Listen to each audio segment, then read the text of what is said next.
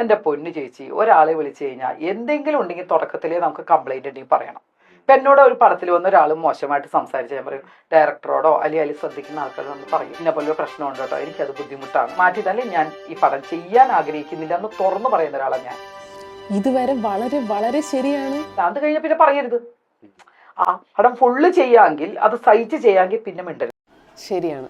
ഒരു അബ്യൂസ് നടന്നു കഴിഞ്ഞാൽ എത്രയും പെട്ടെന്ന് തന്നെ ആൾക്കാർ അത് റിപ്പോർട്ട് ചെയ്യണം.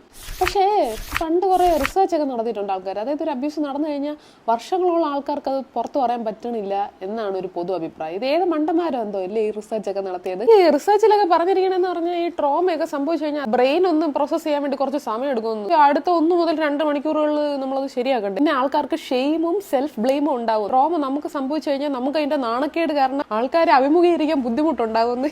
അബ്യൂസ് ഒക്കെ നടന്നു കഴിഞ്ഞാൽ കുറെ നേരം അവർക്ക് തന്നെ ഒന്നും മനസ്സിലാവില്ല. അവരുടെ ബ്രെയിൻ ഫ്രീസ് ആയി പോകുന്നൊക്കെയാണ് പറഞ്ഞിരിക്കുന്നത്. എന്തൊരു ബ്രെയിനുകൾ.